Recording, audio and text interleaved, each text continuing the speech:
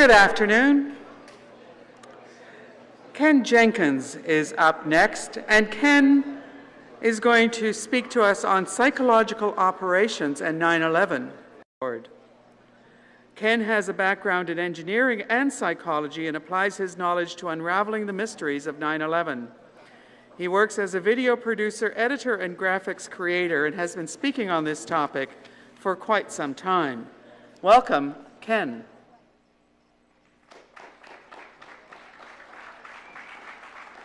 Thank you. And thank you for being here. I wanted to start with this cartoon for a couple reasons. One, because I think it's important when we're dealing with such heavy subjects not to lose our sense of humor. And another reason is that it's directly related to what I'll be talking about today. It represents, in a sense, both the problem and a part of the solution, and we'll come back to that a little later. Also, just want to comment briefly on a few things that were said by prior speakers. Many people, including myself, I normally do 3-hour presentations on 9/11, introducing the topic to newcomers, as well as the choir. I don't call it preaching to the choir, I call it choir rehearsal. And one of the things that I include, has also been included in other presentations, is Eisenhower's quote about the military-industrial complex. But most people don't know that Eisenhower's original script said the military-industrial intelligence complex. That was the full phrase that he wanted to communicate to us. And that's the one we want to remember, because it is including the intelligence complex, who of course is responsible for Psy-Ops. Another thing I'd like to say is, we're trying to figure out, who the people are and what they're up to and what we can do about it. And there's a tendency to judge the people that are doing the terrible things in the world, and to slip into the kind of same game that George Bush and his people are, and that is to label them evil. And I don't believe that's helpful. I think it's more helpful to realize these people are misguided, and that it was said earlier in the brilliant presentation by Jamie Hike that these people were generally raised with very strict parents, and therefore they like a model of a very strict leader. And so the people that vote for these people, by and large, fall into that category, and that's why they are attracted to that kind of leader, is because they're similar to their own parents. And they're not, they're misguided, and they are in need of healing, and need to do the healing to be able to be more nurturing. And also to recognize that, as other people have said, that it's not a question of are we slipping into a fascist state, that we're already there, in the sense that there's a great article, and I wish I had my slide, by a scholar who compared the 5 leading recent fascist states and the characteristics they all had in common, Hitler, Pinochet, Stalin, Mussolini, and so forth, and came up with a list of 14 characteristics. And as I go over that list, the United States, and I guess perhaps to a lesser extent Canada, pretty much hits 12 of them dead center already, and the other 2 are near misses. So obviously the problem is very serious, but the point is that people are noticing and they're waking up. Another way to kind of frame the problem in terms of why these people do what they do and can be mislabeled evil is they hold a belief that the ends justify the means. And in many cases, what they do is to achieve some end that they think is a positive end. And for instance, there's military people that think that we really need to do these things to be safe. I don't agree with them, but the point is what they're trying to create is safety, and that's not a bad thing, and security. But they're going about it in a harmful way, because they hold a belief that the ends justify the means. And that might sound like a little simple, trite phrase, but if you really think about it, that phrase applies to a huge amount of what's not working in this world. And that's part of what we need to heal. So I have an exciting announcement. We've actually solved the 9/11 mystery, and I'm going to reveal that to you today. It turns out it was done by aliens from the grassy knoll. So we got that one handled. Turns out these guys are a little pissed off about the Mars rover thing, kind of feeling their planet's invaded, and okay. I make that joke for a couple of reasons. Again, to remind ourselves to have humor, but also because it brings in the idea of conspiracies and conspiracy theories, which were covered rather well earlier in the day, so I'm going to touch on them very lightly. But we do need to be comfortable with that term and be comfortable dealing with this and find ways to do it that is going to connect with people rather than disconnect. And I have a couple additional thoughts to what's already been said. Before I get into that, just want to mention briefly why I'm involved with this work and why I've chosen 9/11 as my primary activism. This is a button I often wear, not today unfortunately, but I just want to mention that this button which I designed, the fellow that made it add the ask me to the bottom. And that turns out to be magical because people do. And we're out to try to spread this word about this, this issue. And the key is not to just to give the message, but to invite people in. And that particular button does it. People do ask me, and I tell them. But this is the main reason that I'm involved with 9/11 is that, like most of you, I'm sure I do want to help change the world. And I feel that this quote from Archimedes is relevant. Give me a lever long enough and a place to stand, and I will move the world. And that 9/11 is the longest lever or opportunity of our time. It is the mother of all issues. The truth of 9/11 will change our world more than any other current single issue. And I also believe that 9/11 offers an unprecedented opportunity to bust a war game once and for all, and to usher in a new area of lasting peace where war is no longer an option. And what it's going to allow us to do is reveal the pattern that was just so brilliantly detailed by Richard Sanders to people in a way that they will hear it, because they were so heavily impacted by 9/11 that they will be also equally impacted by the truth of 9/11, and they will never be able to do what they've done over and over again. They've gone too far, and this time it's the last time. Well, or nearly the last time, we'll see, right? And I say this partly because I believe this quote by John Kaminsky is relevant. History has shown all too clearly that the deceived American people will support the destruction of faraway lands on phony pretexts of defending so-called freedom. Thus the needless wars continue. But the American people will not and cannot tolerate leaders who kill our own people. Now I'm talking, of course, specifically about the United States. I think it's perhaps true of Canadians as well, but the point is that there is this tendency, at least amongst Americans, that we're sort of okay going off and killing other people, but when the American people find out their government killed 3,000 Americans, the outrage will change the world. So I'm going to cover four areas today in terms of the psychological aspects of 9/11. One, that 9/11 was a Psy-Ops, or psychological warfare. Second, that some of the psychological challenges of exposing the truth more to people. We have made the case. We have the evidence. We could easily win a court case with the evidence that we've accumulated proving that 9/11 was an inside job. And yet we find it very difficult to fill this room. We find it difficult for people to even want to think about this and want to entertain these thoughts. And I want to talk a little bit about that today. And I want to hear your thoughts during the question and answer about this, because I think it's our primary challenge. And I also want to talk a little bit about the personal psychological challenges to doing the reform work that we're trying to do, and then close with a little bit about the evolution and awakening that I think this time's about.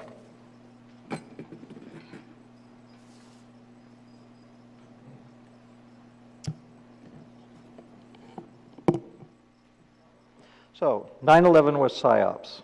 Psy-Ops means psychological operation or psychological warfare. It is a term used by secret services like the CIA to describe a class of operations that are intended to manipulate the emotions of populations.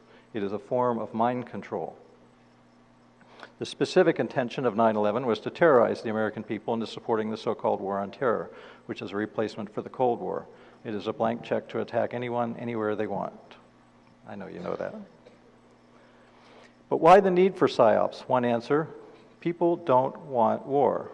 And I think this quote from Hermann Goering, Hitler's Reich Marshal at the Nuremberg trials after World War II, naturally the common people don't want war, but after all it is the leaders of a country who determine the policy, and it is always a simple matter to drag the people along, whether it is a democracy or a fascist dictatorship or a parliament or a communist dictatorship. Voice or no voice, the people can always be brought to the bidding of the leaders. This is easy. All you have to do is to tell them they are being attacked, Denounce the pacifists for lack of patriotism and exposing the country to danger. It works the same in every country. And again, this is part of Richard's point. Here's another quote of a similar nature from Caesar: "Beware the leader who bangs the drums of war." And it's covering basically the same thing with slightly different wording.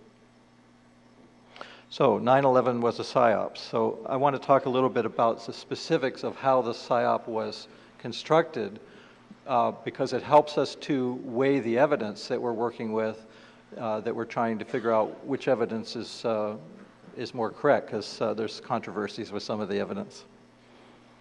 So I've created this timeline, which covers the roughly less than 2 hours of the actual attacks and what that looks like as a function of time.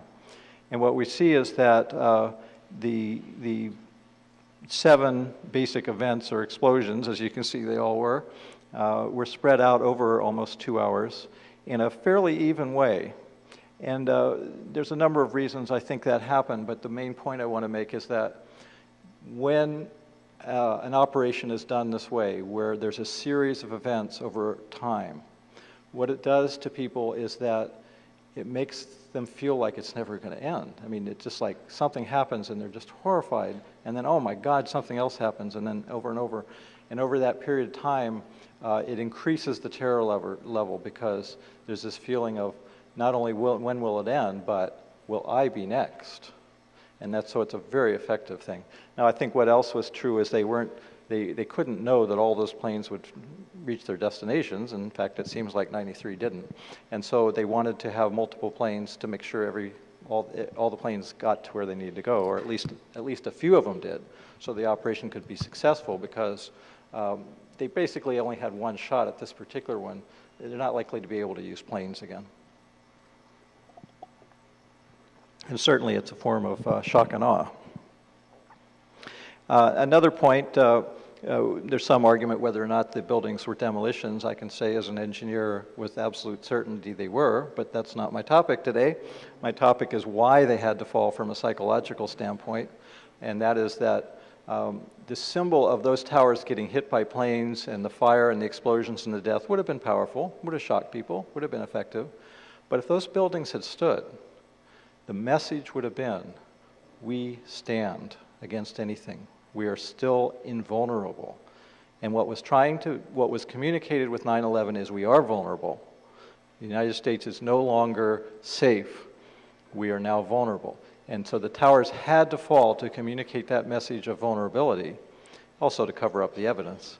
And so, and the planes wouldn't do it. They wouldn't bring it down. There certainly was no guarantee of that, so they had to do the demolitions. In order for Psy-Ops to work, as has been said previously, you have to have control of the media, which definitely is the case. And this particular quote, I think, says one of the most significant things about how and why our media is controlled. The central quote from William Colby, of the former director of the CIA, saying, "The Central Intelligence Agency owns everyone of any significance in the major media. They are the gatekeepers, and they're the ones that keep the real stories from getting out."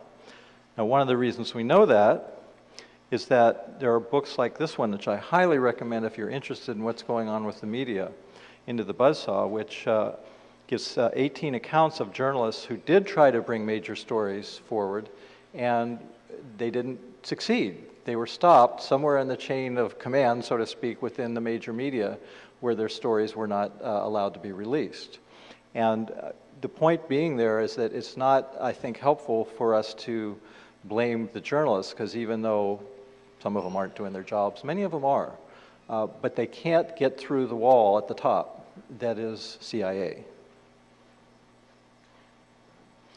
Similarly, we know Project Censored. If you don't know Project Censored work, I strongly recommend going to their website and finding out all the news that you're not getting, because they come up with 25 top stories each year, and when you see the magnitude of the stories that aren't getting through, you understand why the American people are as brainwashed as they are. Unfortunately, most citizens of the United States, who call themselves Americans, believe we have a free press, and the truth is the press is free to those that can afford one. We don't have a free press. We have propaganda, And that's one of the many messages that we need to communicate, is that the press is not free. Now, I'd like, in my longer presentations, to do a show of hands and find out where the audience is at. I'm just going to do one short one tonight. I find it fascinating how many people knew the day of the event, or at least strongly suspected that the official story was not real, but rather that there was something else going on. So how many people here knew the day it happened, or at least suspected that something was fishy? And take a look around to see who you're with. There's a lot of people here that were pretty savvy right on the day. Now, I happen to be one that took a few weeks of web surfing to figure it out. And it was actually a few months before I was willing to speak publicly, because I had to feel really sure about it. It's a pretty major accusation. And it was actually the history that was just discussed that finally convinced me, oh, this is not some weird aberration. This is business as usual. So important thing for us to know, that if we're not clear, that the degree to which most people believe alternative revisionist explanations over the official story of 9/11 is directly related to the amount they have studied the issue. Knowledge is power, and that's part of our job, right, is to spread this information, because most people, if they are willing to look at the information, they can see what we can see. And of course, the main exception is those people that knew instantly. And it's interesting to talk to those of you that knew instantly to find out how you knew, because the stories are always fascinating. So, major thing that I think we want to focus on is the psychological challenges exposing the truth.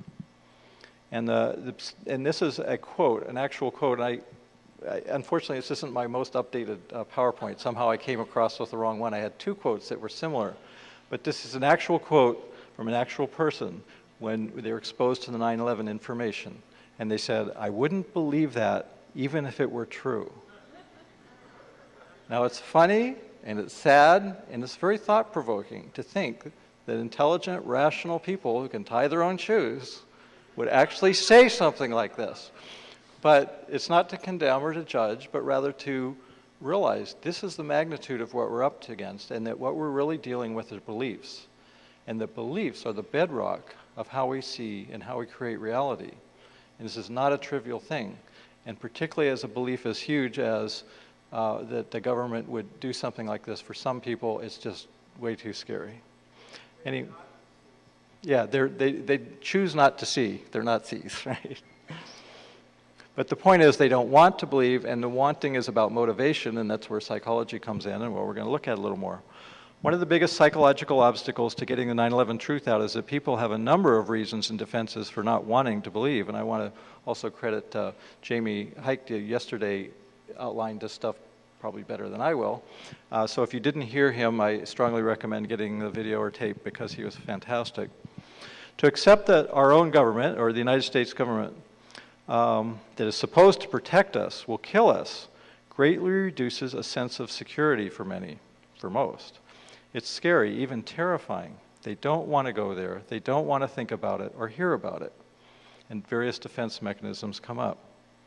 And it's helpful, rather than to judge and fight against it, to have a certain level of empathy, and particularly those of us that didn't figure out the day that happened.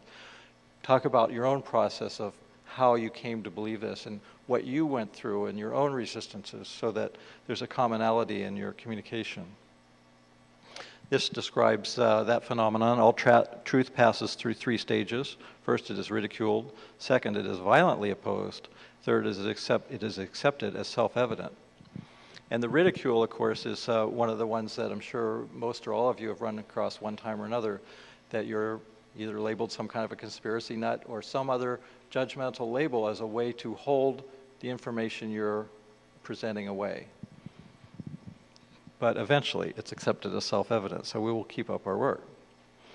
Now, one of the major reasons I think that we got where we are today, and that we're not getting where we want to go as quickly, is, and I mentioned the U.S., but it's a worldwide problem, that apathy and complacency is the problem more than anything else. Now, there's other issues like cynicism, but really apathy and complacency, I think, is the biggest one, that people just don't want to get involved for various reasons.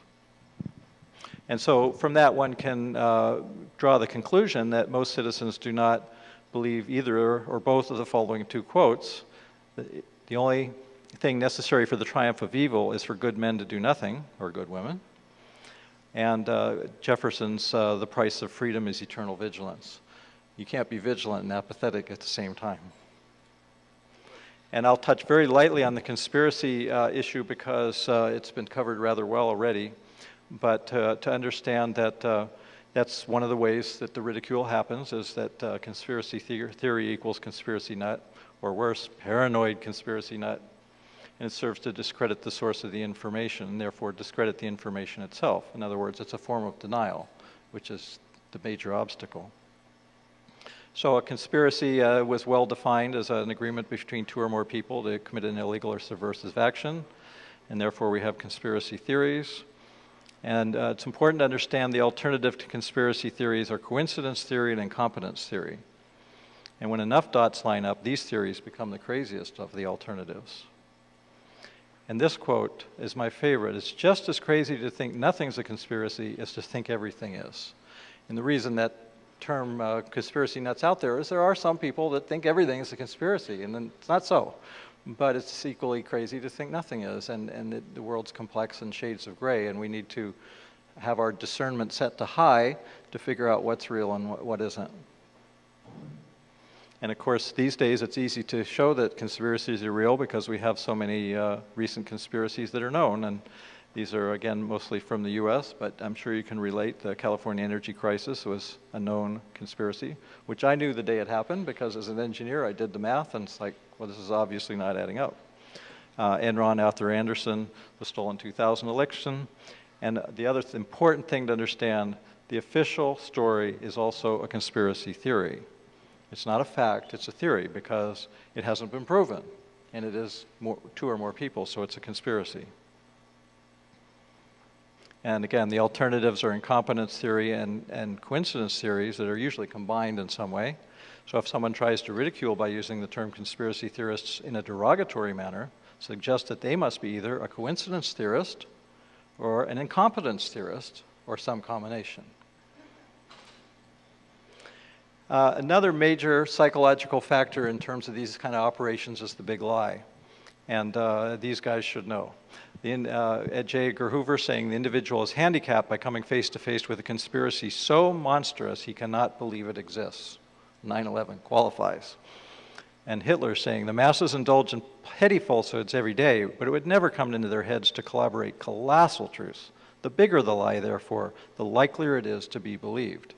And I think the designers of the 9/11 conspiracy knew that, which is why they did such a sloppy job, because they knew it would be believed.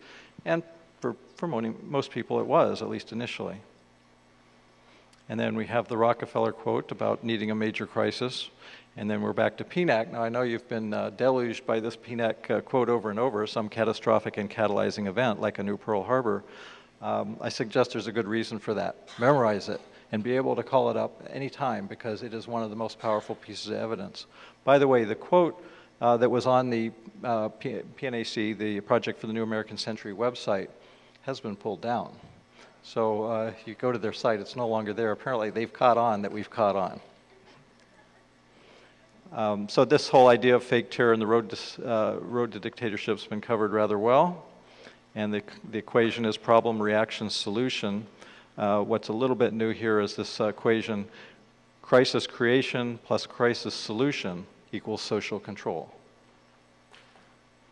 And Pearl Harbor has been covered in great detail, so I'll only say one thing about that. These are actually apparently Richard's slides got mixed in with mine. I'm kidding. Okay. But this is fairly new information to some people that following Pearl Harbor, leading Republicans accused President Roosevelt of allowing, if not orchestrating, the attacks. Sound familiar? In order to take America into the Second World War. Republicans, including Thomas Dewey, the governor of New York, and the GOP nominee for president in 1948, demanded to impeach FDR during the darkest days of World War II based on this, quote, conspiracy theory, unquote. So history does tend to repeat, especially when we forget history, which we tend to do. Northwoods we've heard plenty about. We heard all about all of these things just a minute ago. I do want to point out, in terms of the propaganda, how effective it is, that immediately following 9/11, 50%, or excuse me, the number of people that believed that Iraq had anything to do with 9/11 was 3%. And by the run-up to the war, it was 50%. And that was done purely by psychological operations using the media and the government working together, pounding propaganda until the opinion changed that strongly. That's how effective these psychological operations are. And of course, it's done primarily through the box of lies known as television. And if you study this in detail, you find out that the people that most supported the war believed one or more of the three basic lies, like the evidence of links to Al-Qaeda, and then the weapons of mass destruction lies and so forth, and that they believed that the more of those misperceptions they believed, the more they supported the war. And here's the media they were watching that pushed them one direction or another. If they were watching Fox, most of them believed all three.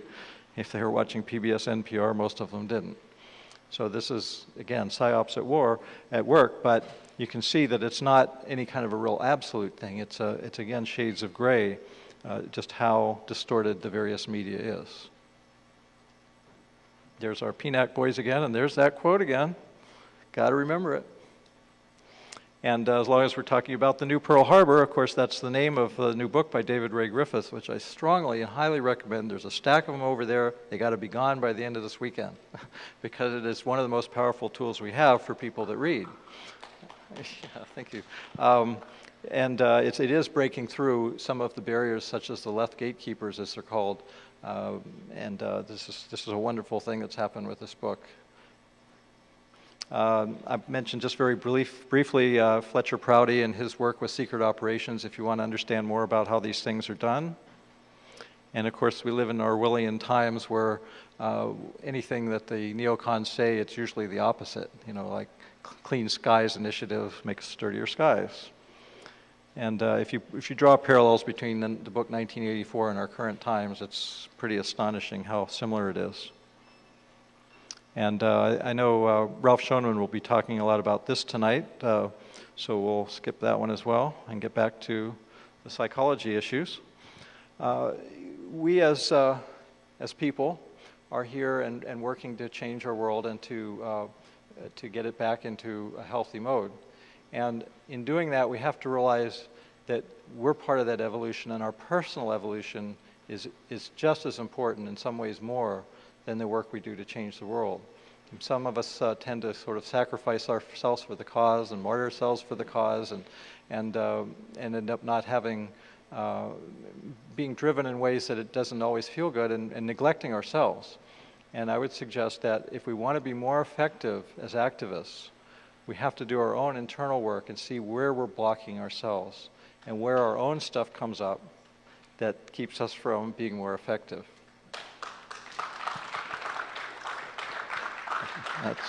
I'm very happy to hear that applause.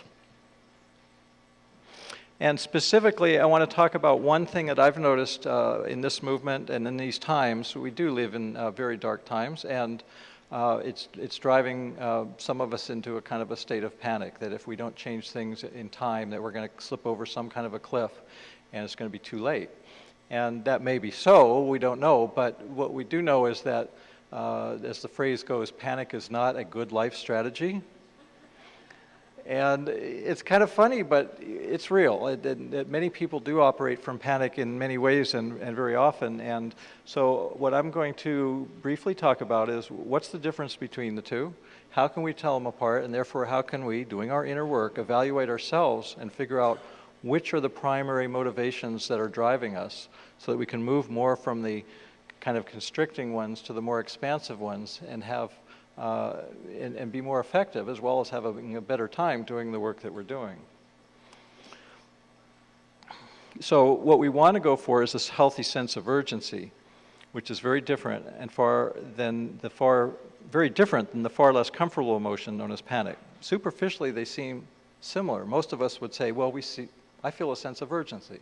But if you look deeper and you look at the feelings you've had as you've been doing the work, putting on conferences and so forth, And you go down the list, and if you're really honest with yourself, I think you'll find that many of us slip into panic kind of often. And so let's just look at what the difference between those two is. On the left, a list of emotions that are associated with panic. On the right, a list of emotions that are associated with urgency. So just to contrast a few, in a sense of panic, we tend to get exhausted and we tend to be tense. With a sense of urgency, we tend to be more energized and excited. With panic, we tend to worry and be frantic. Is anybody here that's not worried? Okay. So, and a certain amount of worry is inevitable, but what I'm suggesting is that there's a thing called concern. And again, it looks similar to worry, but it's concern is a healthy emotion. Worry is an emotion that doesn't help us get us where we want to go. It tends to make us frantic, which is again a kind of a panicky feeling. Panic is very stressful and we feel insecure. With urgency, we can feel secure. One of the characteristics of panic is this idea of ominously close deadlines. And that's what many people talk about, particularly in the peak oil movement, even more than 9/11, but with the various things, the ecological problems. I've been involved with ecological work for well over 30 years, and I have deep concerns. But the point is, if the deadlines, if there's this ominously close deadline, like for instance the November election, if we feel like if we don't get this word out by the November election, or if we don't somehow turn things around and get Bush out of office by November, that's an ominously close deadline. And it's going to tend to push us towards panic. If we can accept that if Bush gets in office, we will still win. We will still get where we want to go. We will not slip over some kind of a cliff. We won't get over the edge. That we will still win. We can go in there with a sense of urgency and put just as much more energy into it, because we won't be drained by these stressful feelings. Rather, we'll be energized by the positive feelings of urgency. Ultimately, panic is a form of fear, and urgency is a form of love. And things generally break down into one of those two categories. Again, people tend to be nervous and anxious. With the sense of urgency, there's still enough time. And that word enough turns out to be very key. There's enough time, we have enough energy, we have enough resources, there's enough people to do what we need to do. That's where we want to get that feeling of enough. With panic, there's this idea of catastrophic thinking. And again, I see this a little more with the peak oil people, that if we don't fix this, it is going to be so horrible. And the descriptions are, by the definition of the word, catastrophic. That tends to be caused by panic or bring up a sense of panic. With a sense of urgency, we can actually have fun doing this work. And it's interesting and it's exciting, which is, quite honestly, one of the main motivations I have doing this work. I find it interesting. It's like a fascinating puzzle. I'm trying to figure out, what really happened here. Again, the catastrophic thinking is worst case scenarios. With a sense of urgency, there's a sense of calm, serenity, and peace. It's a little in short supply these days, I think you'll agree, but it is an achievable goal. With panic, there's a tendency to be apprehensive and a sense of foreboding. And with urgency, we can be playful. And these aren't necessarily one-to-one. I'm just giving examples side by side. In a sense of panic, if you listen to people talk, you'll hear them use the words, or listen to yourself talk, words like must, need, have to. We have to get Bush out of office. We have to. We need to. As opposed to, well, we want to, we'd like to, we'd prefer to, and if we don't, we'll just continue on, and we'll still win. So obviously, it's a difference of optimism and pessimism here. Again, with panic, there's a sense of, there can be a sense of martyring oneself for the cause and sacrificing and giving up too much of ourselves where we're not really enjoying life and our families and our activities, giving up too much. Ultimately, panic is a sense of being terrified, which is, of course, what this is all about, terrorism, right? And with urgency, we can be happy. Now, I don't consider this the definitive list, but I think it's a helpful way to look at ourselves and each other and give ourselves and each other feedback of, geez, you sound a little panicky there. Let's take a deep breath and see if we can just be urgent about this and not panicked. Now, this pessimistic, optimistic look at the world turns out to be related to personality factors. We all know we all have different personalities, but there's certain similarities between some people. It turns out there's roughly 9 kind of personalities, and that some of them tend to be pretty pessimistic and some of them tend to be pretty optimistic. And optimism is a healthy thing. I mean, not to be blindly optimistic, not to be Pollyanna, that's going too far, but it's better to be more optimistic than pessimistic because it's been proven that you get better results and that you're actually physically healthier. It's actually been proven that people that are optimistic are physically healthier than people that are pessimistic. So some personalities by nature are more pessimistic. So again, looking at oneself or close, intimate others that we're able to relate to about these situations and point out, I tend to be pessimistic by nature. And I'm going to work on that, and I'm going to work towards optimism, and I'm going to look at when I get into catastrophic thinking and these other kinds of panic-driven emotions, and I'm going to weed them out, and I'm going to work towards being more optimistic because I know I have a better chance of succeeding that way. And I also draw the analogy to Y2K, again, comparing peak oil, but this is all these issues are related, the environment and so forth, that many people were pretty panicked and freaked out by Y2K.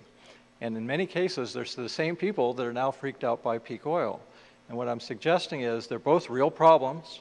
Y2K required a real solution. Not everyone's aware that literally hundreds of billions of dollars were thrown at that problem. And therefore, it was fixed.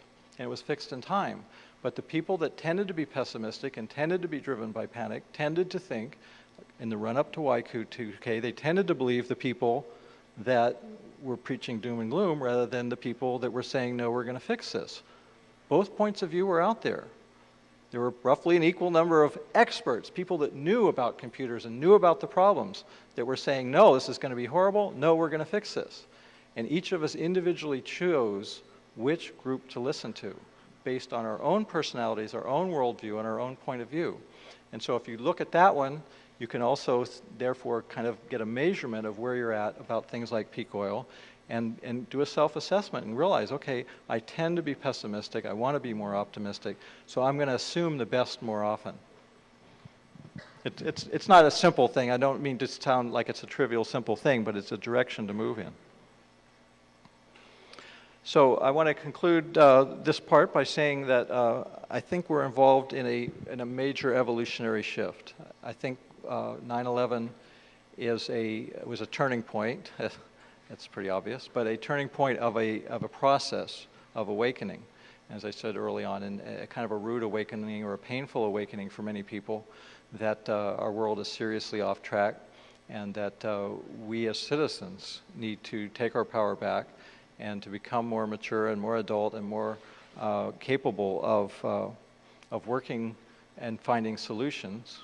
And that we're part of a process that's so big and so major, but that you might think it would be obvious to everyone, but it's the fish in water kind of syndrome where we're in the midst of this evolution.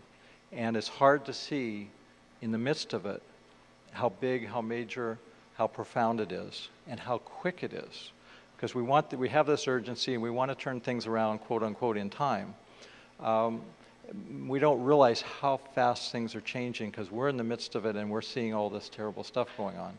Things are changing at a phenomenal rate. People's minds, their consciousness are evolving at a phenomenal rate right now. And it's going to be enough of a change quickly enough that we're going to make it. So in effect, we are currently doing some form of collective shadow work. Now, shadow work is a term for the inner work that I've been describing of looking at ourselves and our own issues and where we block ourselves and where we keep ourselves from being more successful, and doing that kind of work where we're willing to look at that shadow part of us, the part that's not so pretty, that we're not so proud of, and own it and go, yep, that's a part of me, and I'm going to heal that part, and I'm going to love that part, and I'm going to evolve that part, and I'm going to move more towards my light shadow. Now, that's a part of the shadow that most people don't talk about, but the light shadow, the dark shadow is the part of us that we don't want to look at because it's not so pretty. The light shadow is the part of us that is so magnificent that we don't really want to embrace it. We can't accept that we're that big, that we're that powerful, that we're that magnificent. Oh, no, it's just little old me here. And so shadow work involves both embracing the dark side and embracing the light side, the part of ourselves that is phenomenally powerful and becoming more so. So besides moving towards greater truth, we are challenged to move towards more love and more healing, more forgiveness and more wisdom. We are enough, and we will succeed. So a couple quick notes before I get some questions about things that we can do. The obvious thing is what we're doing. We're absorbing information, we're spreading the information. Information is a form of light. So we're bringing light to the planet by spreading this information. And how do we do that is the challenge, and how do we reach people? We have to understand, again, the psychology of people on the planet, ourselves and our fellow citizens. And it's been estimated by psychologists that study these things that roughly 90% of all people are psychologically children or adolescents. Doesn't matter what their chronological age is, their psychological view of the world is that of the child or adolescent, the part of the world that sees the world, for instance, in black and white terms. Either you're with us or against us. And yes, we have a child in the White House. So the point is that knowing that, we have to learn how to address what we're trying to communicate in a way that a child or adolescent would be able to hear it. And that involves a number of things. There's a fellow by the name of George Lakoff that talks about this idea of framing. Framing issues in a way that can be heard by people that are not fully adult in their thinking. And it involves, well, let's put it this way, the neocons and the right have mastered this. They have multi-million-dollar think tanks. These think tanks have figured out how to manipulate the population by using language. I think there's going to be somebody talking about that later this weekend. And we need to learn the same tools. We need to be at least equally good at mastering the language and the framing, as George Lakoff calls it, of how you frame an issue in language that this large population of grown-up children can hear it and can understand it. And this is part of our challenge.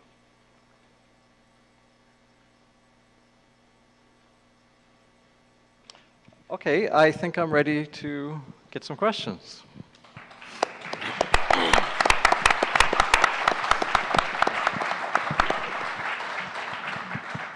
Thanks, Ken. On our panel today, we have Paul Lacroix, Lynn Pence, and Ian Woods. We've introduced these folks before, and I'm just going to let whoever's been designated to start. Paul? First of all, Ken, I really admire your calmness and your ability to address these issues and to see the urgency in them, but not to panic. I'm working on it. You face the truth of the condition of our world with an incredible calmness, and you certainly spread that in your manner of speaking. Thank you. I, like you, took several weeks actually after the actual events of 9/11 to tune into the fact that the official story had many holes in it, and that it was indeed a myth. The clincher for me to sort of wake up, despite the fact that I've been studying international criminal conspiracy for the better part of 15 years, was the anthrax attacks. They just seemed even more convenient than the attacks themselves in keeping the panic level high and allowing such things as the Patriot Act and so forth to go through and to have the desired effect on the American population. The first death from anthrax actually occurred in Boca Raton, Florida. And Boca Raton is part of a narrow alley in Florida that has many of the major propaganda outlets of American media, from the National Enquirer to Weekly World News and a number of other publications like this. And I'm sure that the desired effect was to take people's eyes off the actual generators of much of the propaganda and the myth and portray them as well as victims. I'm wondering if this inquiry is actually successful in smashing the myth over the course of this year, whether, even if the mainstream media were to pick up on that, that we would just find ourselves in another pretext war incident that sets us back another couple of years trying to figure out what happened and what was the truth behind it, and we're constantly lagging behind the myth makers. 2 steps forward and 1 step back, or maybe the other way around. Yeah, so even if 9/11 is exposed for what it is, what's going to prevent business as usual from occurring, from the mainstream media continuing to indoctrinate people, and the next incident just producing the panic that the myth makers and the master power players want us to fall prey to? Well, that's a good question. The media part of the equation, in a sense, your question had a contradiction, because you said, if this got exposed and the mainstream media continued to do these things. In a sense, those can't both happen, in my opinion. In other words, when this is exposed, which I think is going to take more than a year, I think we need to dig in for the long haul on this, folks, because this issue is so big, it's so profound, it's so powerful, it's so scary, it's so, continue the superlatives, that we need to respect that, and we need to respect the amount of change that it requires of people to embrace this. Most of us have been involved in a lot of this work for a while, and so it wasn't so big and shocking for us. But for those that are new to this, it's a big thing. And again, when you have the fact that you're dealing with people that are psychologically children, they're going to resist it like crazy. And so we kind of need to be dug in for the long haul. I remember in the run-up to the Iraq War, it was like, we've got to expose this to stop the war. No, it's too big. You know, we really need to accept the magnitude of what we're involved with and have a certain level of patience. At the same time, we have a healthy level of urgency. Anyway, to me, 9/11, when it's exposed on a significant level, will simultaneously change and heal many things, including the mainstream media. In other words, you can't expose 9/11 without exposing the mainstream media and its complicity. And so in a sense, it will heal both. And it will heal a number of other things simultaneously, or at least quantum leap those healings forward. I believe that's, again, why I'm involved with this work, that it will have a profound awakening effect, as it has on those that have already figured it out and weren't already tuned in. Did I answer your question? Okay. Hi, Ken. I also appreciate your commitment to the big picture, shall we say, in which you're not only giving us collectively a sense of what went on and how we can be manipulated individually and collectively by psychological operations, but also how we can be effective as a community, and that we start first with ourselves in terms of recognizing we have our own personal relationship with whatever the issue is. We have our own limited beliefs, our own places where we get stuck, and what you call our shadow work to be done. I think it's really important that we also know that shadow work also needs to be done at the level of group, because we as a group? Group. Oh, yes. That we as a movement, we as certain teams or organizations are a microcosm of what goes on in the collective, and if we're not conscious and willing to own what it is that goes on in our personal process with one another, we can do the very thing that we're accusing And we've experienced that. the others to be done. Yes, that other people are, that we're attempting to change, that we must, of course, be the change that we're attempting to model. And Exactly. It also occurs to me when you speak about that this place of fear or panic is a kind of a psychological approach. What's our basic relationship with life? Do we feel we're at the effect of it, or do we feel like we actually can impact it? Do we have some relationship with the bigger design of things where we actually are causative or co-creative? Do we feel empowered or we feel victimized? Exactly. Yes. And finally, I would just counsel, when we speak about this issue having to do with most of us are 98% psychologically 90%. 90% of us. What I have found a more effective model is just to look and see that everyone is doing absolutely the very best they can with the consciousness and the skills we have available. So for those of us who are unconscious that we're all in this together, one cell in the greater universe, we bomb the heck out of one another and don't understand that it's really damaging ourselves. And for those of us who are attempting to bring about social change, we need to have compassion for those who simply don't know what we happen to know, and that brings forth passionate persistence, distinct from criticism, judgment, criticalness, and, oftentimes not being able to recognize our friends from those we're attempting to transform. I couldn't Any agree comment more. about that? Anything else you want? With regard to the big picture, is there anything else you want to say about that? Well, yeah, I totally agree with everything you said. There's not much I could add. You said it, I guess, better than I did. But in terms of the big picture, I would like to add an additional comment, and it's part of what gives me a certain sense of calm, and it comes from my own beliefs, and particularly as a spiritual person, which I believe we all are. What I believe is that the big picture of the process that we're in, that these problems started 5,000 years ago. That we're dealing with healing and changing and evolving problems that date back that far. And that, therefore, again, to have a certain perspective and to have a certain sense of patience with our urgency that we're dealing with a very long-term problem and trying to heal it in a relatively short time, which we will. And I think my best estimates from the information I have gotten is that this process will take at least another decade to fully get to where we can be having this conversation and know without a shadow of a doubt that we're heading into a positive future. Right now it looks like we're heading into a nightmare. And what I believe, the terminology that I think helps us sort of put this in perspective is that there's all kinds of futures out there. There's a future of dreams that we know that the world can be a much, much better place, more loving and healing and nurturing and positive and a total end to war. We know that's possible, and in some level of ourselves, we know that that's part of what we came here to do this time, is to help create that world. And we also know there's a future of nightmares out there. We get reminded of it all the time, and the peak oil is an example of a future of nightmares where there could be catastrophic problems on this planet where literally billions of people could die. That's some of the dire predictions of the peak oil thing. And then there's a range of mediocrities in between those two extremes. And I symbolize that mediocrity by Al Gore.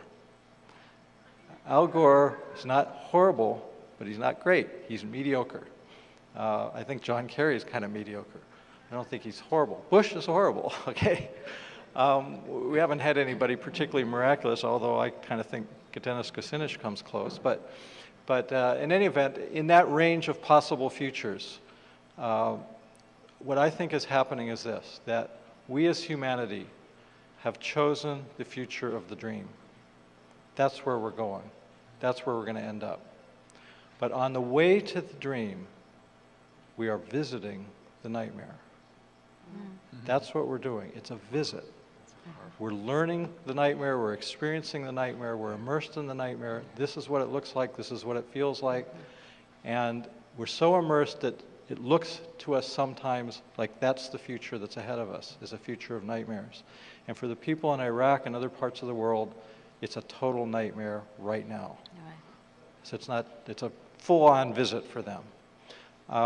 But I do strongly believe that this is just a visit. It is not that we will kind of hit some sort of a bottom at some point in the next perhaps few years, I don't know when, and that we'll start to turn it around, and that within perhaps a little over a decade, we'll finally all feel confident that we are heading into that dream and that most of the really serious problems are behind us. We'll still have a lot of work to do, a lot of growth, a lot of evolution, a lot of change, but there will be a general feeling of optimism rather than pessimism. There will be a general feeling that we're heading into the dream rather than the nightmare. But as we visit the nightmare, we're there. And therefore, it feels like that's what it is. But I strongly believe it's just a visit and that we will get through this. Thank you. One more question. But before I ask Ian to ask his question, I need some feedback from you. Would you like a time for Q&A and give up your break, or would you like a break? Break. I hear more break than Q&A. Ian? Thank you, Ken. You often hear the phrase that people are connecting the dots. Do you have some kind of a psychological model that would explain to us what those dots are that we need to fill in to our family and friends who don't understand what's going on? Do you have an easier question? No. Well, no, okay. I'll take that okay, question. Good. Actually, the best way I think I can answer that is that the dots are connected fairly easily and naturally when there's not things in the way. In other words, many of the dots that we have connected seem so self-evident to us now, it's sometimes a little hard to be patient with those that haven't connected the dots. And so it's gotten easy for us, because somehow each of us individually and collectively have removed enough of the obstacles. We've gotten through enough of our own fears, or whatever it is, whatever the obstacles were, that we're connecting dots like crazy, and we enjoy it even. It's fun, it's interesting. Those that don't connect the dots, it's not because they're stupid, it's not because they're unevolved, it's not because they're incapable, it's because they have things in the way. And what's in the way is the stuff I've been describing. Number one is fear. That's the bottom line. It's the fear of what it means to connect these dots. And built on that fear are a number of other emotions and feelings and coping mechanisms that were covered again very brilliantly by Jamie Hyked yesterday, that are a part of our personality, part of our person. And what's helpful is to figure out what those are so that we can recognize them, so we can realize, like the fear versus urgency thing, or panic versus urgency. If we can start recognizing those things in ourselves and in our friends and our associates, the people we're trying to get to connect the dots, and we're trying to get them to connect the dots and we feel this resistance, and try to recognize what that resistance is. Is it scary to think about this? Is that what I'm feeling? Or, gee, you seem hostile right now. Just putting these ideas forward, I find you being judgmental and hostile and antagonistic. Can we talk about that? And what you'll find, and where you can go with that, is that underneath that hostility is fear.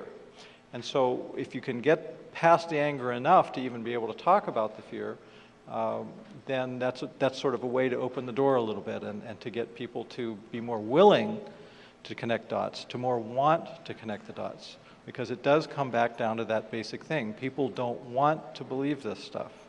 And so we ask the question, why don't they want to? And again, it comes back to the emotional blockages, the fear, the hostility, the various ways that we deny things that we don't want to know. We want to stay in our comfort zone. We want to kind of feel all warm and fuzzy that everything's fine, and we just can keep living our lives the way they are. But evolution says, no, we can't keep living lives the way we have. We have to evolve. We have to change. And change scares people because it's like, oh, well, that's scary. I don't know what's on the other side of that change. So again, it comes down to fear. So I think that's my best answer, is to become more aware of the obstacles to connecting the dots, and then connecting the dots becomes easy and fun. Thank you very much. Into a fascist state that we're already there, in the sense that there's a great article, and I wish I had my slide, by a scholar who compared the 5 leading recent fascist states and the characteristics they all had in common, Hitler, Pinochet, Stalin, Mussolini, and so forth, and came up with a list of 14 characteristics. And as I go over that list, the United States, and I guess perhaps to a lesser extent Canada, pretty much hits 12 of them dead center already, and the other 2 are near misses. So obviously the problem is very serious, but the point is that people are noticing and they're waking up. Another way to kind of frame the problem in terms of why these people do what they do and can be mislabeled evil is they hold a belief that the ends justify the means. And in many cases, what they do is to achieve some end that they think is a positive end. And for instance, there's military people that think that we really need to do these things to be safe. I don't agree with them, but the point is what they're trying to create is safety, and that's not a bad thing, and security. But they're going about it in a harmful way because they hold a belief that the ends justify the means. And that might sound like a little simple, trite phrase, but if you really think about it, that phrase applies to a huge amount of what's not working in this world. And that's part of what we need to heal. So I have an exciting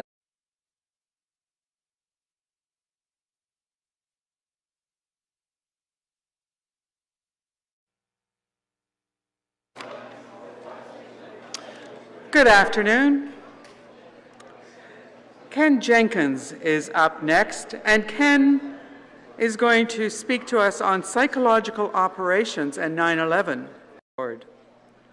Ken has a background in engineering and psychology and applies his knowledge to unraveling the mysteries of 9/11.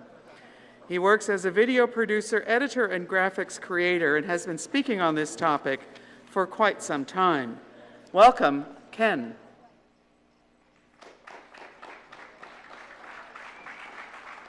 Thank you. And thank you for being here. I wanted to start with this cartoon for a couple reasons. One, because I think it's important when we're dealing with such heavy subjects not to lose our sense of humor. And another reason is that it's directly related to what I'll be talking about today. It represents, in a sense, both the problem and a part of the solution, and we'll come back to that a little later. Also, just want to comment briefly on a few things that were said by prior speakers. Many people, including myself, I normally do 3-hour presentations on 9/11, introducing the topic to newcomers, as well as the choir. I don't call it preaching to the choir, I call it choir rehearsal. And one of the things that I include, has also been included in other presentations, is Eisenhower's quote about the military-industrial complex. But most people don't know that Eisenhower's original script said the military-industrial intelligence complex. That was the full phrase that he wanted to communicate to us. And that's the one we want to remember, because it is including the intelligence complex, who of course is responsible for Psy-Ops.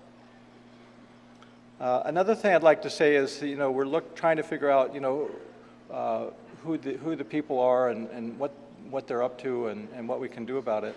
And there's a tendency to judge the people that are doing the terrible things in the world, and to slip into the kind of same game that George Bush and his people are, and that is to label them evil. And I don't believe that's helpful. I think it's more helpful to realize these people are misguided, and that it was said earlier in the brilliant presentation by Jamie Hike that these people were generally raised with very strict parents, and therefore they like a model of a very strict leader. And so the people that vote for these people, by and large, fall into that category, and that's why they are attracted to that kind of leader, is because they're similar to their own parents. And they're misguided, and they are in need of healing, and need to do the healing to be able to be more nurturing. And also to recognize that, as other people have said, that it's not a question of are we slipping. The truth of 9/11 will change our world more than any other current single issue. And I also believe that 9/11 offers an unprecedented opportunity to bust a war game once and for all, and to usher in a new era of lasting peace where war is no longer an option. And what it's going to allow us to do is reveal the pattern that was just so brilliantly detailed by Richard Sanders to people in a way that they will hear it, because they were so heavily impacted by 9/11 that they will be also equally impacted by the truth of 9/11, and they will never be able to do what they've done over and over again. They've gone too far, and this time it's the last time. Well, or nearly the last time, we'll see, right? And I say this partly because I believe this quote by John Kaminsky is relevant. History has shown all too clearly that the deceived American people will support the destruction of faraway lands on phony pretexts of defending so-called freedom. Thus the needless wars continue. But the American people will not and cannot tolerate leaders who kill our own people. Now I'm talking, of course, specifically about the United States. I think it's perhaps true of Canadians as well, but the point is that there is this tendency, at least amongst Americans, that we're sort of okay going off and killing other people, but when the American people find out their government killed 3,000 Americans, the outrage will change the world. So I'm going to cover 4 areas today in terms of the psychological aspects of 9/11. One, that 9/11 was a Psy-Ops, or psychological announcement. We've actually solved the 9/11 mystery, and I'm going to reveal that to you today. It turns out it was done by aliens from the grassy knoll. So we got that one handled. Turns out these guys are a little pissed off about the Mars rover thing, kind of feeling their planet's invaded, and okay. I make that joke for a couple of reasons. Again, to remind ourselves to have humor, but also because it brings in the idea of conspiracies and conspiracy theories, which were covered rather well earlier in the day, so I'm going to touch on them very lightly. But we do need to be comfortable with that term and be comfortable dealing with this and find ways to do it that is going to connect with people rather than disconnect. And I have a couple additional thoughts to what's already been said. Before I get into that, just want to mention briefly why I'm involved with this work and why I've chosen 9/11 as my primary activism. This is a button I often wear, not today unfortunately, but I just want to mention that this button which I designed, the fellow that made it added the ask me to the bottom. And that turns out to be magical because people do. And we're out to try to spread this word about this, this issue. And the key is not to just to give the message, but to invite people in, and that particular button does it. People do ask me, and I tell them. But this is the main reason that I'm involved with 9/11 is that, like most of you, I'm sure I do want to help change the world. And I feel that this quote from Archimedes is relevant. Give me a lever long enough and a place to stand, and I will move the world. And that 9/11 is the longest lever or opportunity of our time. It is the mother of all issues.